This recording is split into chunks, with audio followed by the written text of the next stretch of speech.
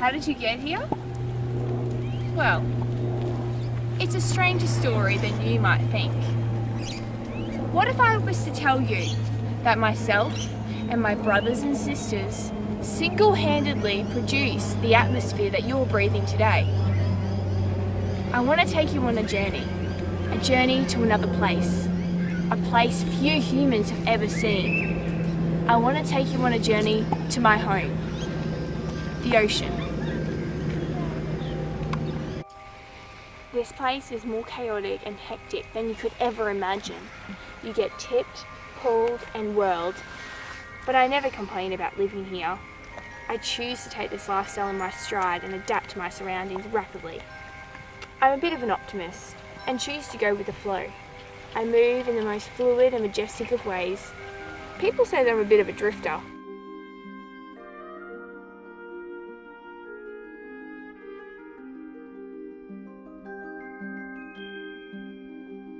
You'd think living out here I'd be pretty isolated, but my life is far from lonely and miserable. In fact, I have over 20 million friends to hang out with. I guess you could call me ocean book famous. Being around so many friends does have its cons though. Do you know how hard it is for me to get some sunlight sometimes? But that's okay. I never sleep, you see, so I have a lot of time in my hands to find sunlight. I don't experience night and day like you. The light that hits me is continually changing, so it would make it pretty hard for me to sleep even if I wanted to.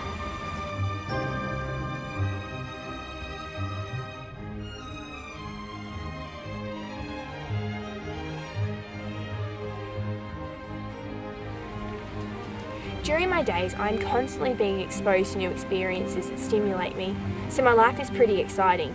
Plus, I'm always doing family things. My family is massive. We can produce our entire population in less than a week. It's ridiculous. We're worse than rabbits. Oh, and I'm constantly being greeted by all sorts of creatures. They come way up from the depths of the ocean to see me. I'm the base for the largest food web in the world, you see. And yes, it's true. Predator-like monsters are constantly trying to eat me. But I don't like to dwell on the negatives. You see, I'm the first step in the marine food chain. We're the little guys. The really little guys.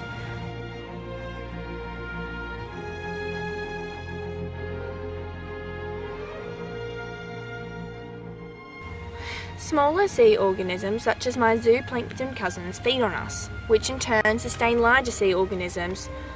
I'm not meaning to brag either, but I'm also the reason a lot of land animals are here too. When the tide is low, I form a thin brown layer on the top of the mud, which provides nutrients to worms, which in turn provides a rich nutrient source for all sorts of seabirds.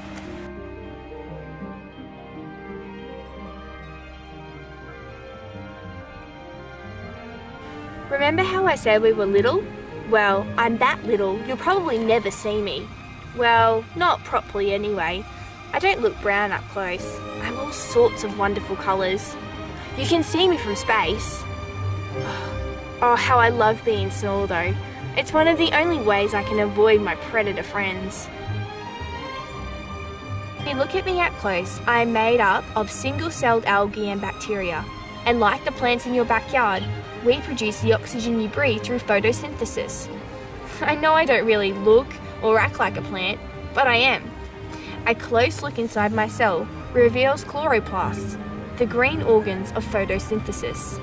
My family and I actually produce more oxygen than all the rainforests and jungles combined. Like all plants, we need sunlight to maintain ourselves, so we'll always be on the surface of the ocean sunbaking.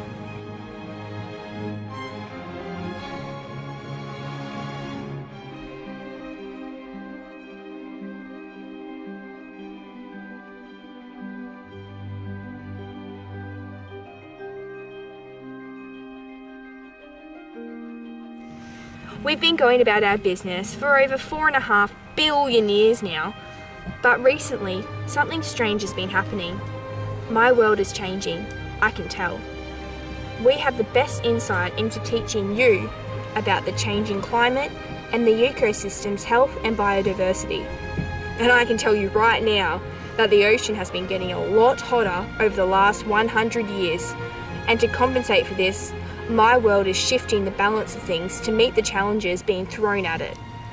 The ocean's chemistry and patterns of circulation are changing rapidly. The water is getting warmer. My family and I are very sensitive to changes in temperature, acidity and nutrients.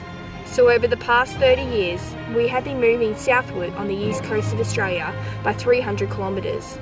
Off Tasmania's east coast, there has been a shift from cold water to warm water species. And unfortunately, this is having repercussions on the food chain. Some fish, seabirds and marine mammals are pretty snobby when it comes to their food, and they really don't like the taste of my zooplankton cousins when they're warm, which can have a pretty detrimental impact on the marine food chain. You need to realise that some of our biggest predators are oil spills, toxic waste such as pesticides or heavy metals. The sewage runoff from farms and lawns contains nitrogen and phosphorus, and when added to my home, it spreads across the water like wildfire, shutting off our sunlight. And without sunlight, we cannot photosynthesize and suck up the carbon dioxide you all produce. And this has affected the growth and composition of my family.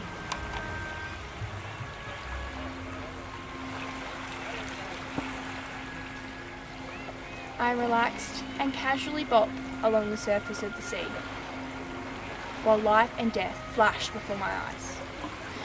My name is phytoplankton, and you'll probably never see me. And I know that it would be hard to care about something you've never met, but I don't want you to forget about me. The next time you go swimming in the turquoise ocean, floating in the void free of gravity, or when you rest your chin on the grains of sand, watching the ocean stretch up until it reaches your nose, I want you to remember me, because your life is fragile, and without me, you may never get to see the ocean again.